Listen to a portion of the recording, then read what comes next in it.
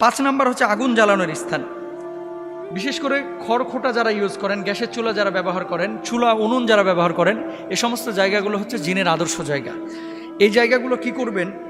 চুলা জ্বালাবার পূর্বে বিসমিল্লাহ বলবেন এবং মাঝে সূরা ফাতিহা লবণ মিশ্রিত পানিতে ফুঁকে ঘর দোর মোছা উত্তম অভ্যাস করবেন।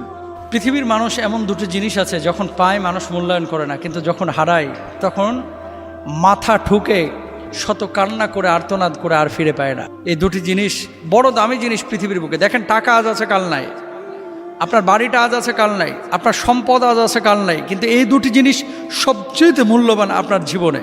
আচ্ছা, আপনাকে বলি একটা কথা, সেটা হচ্ছে আপনার স্ত্রী আপনার জন্য রোস্ট রান্না করেছে, পায়েস রান্না করেছে, গরু খাসি মুরগি যা আছে আপনি যা পছন্দের খাবার সব রান্না বান্না করেছে, কিন্তু আবারও বলি কিন্তু আপনার শরীরটা ভালো না, পেটে পীড়া, গোশত হজম হয় না, আপনি খাইতে পারেন না। এই অসুস্থ অবস্থায় যদি আপনার স্ত্রী ভালো ভালো খাবার আপনার সামনে দেয়, কেমন লাগবে? আপনি রাগান্বিত হবেন, আরও ক্রোধান্বিত হবেন, হয়তো বা বউর ওপরে হাত তুলবেন।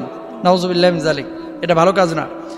দুইটি জিনিস এমন রয়েছে যে দুইটি জিনিস আল্লাহ তাআলা মানুষকে দিলে মানুষ যখন পায় তখন মূল্যায়ন করে না। কি? হাদিসের মধ্যে দেখেন, সহিহ বুখারী হাদিস 6412 নম্বর হাদিস।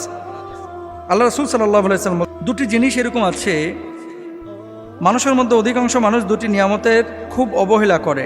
একটি হলো সুস্থতা আর অপরটি হলো অবসরতা। আসসিহাতু ওয়াল ফারাগ।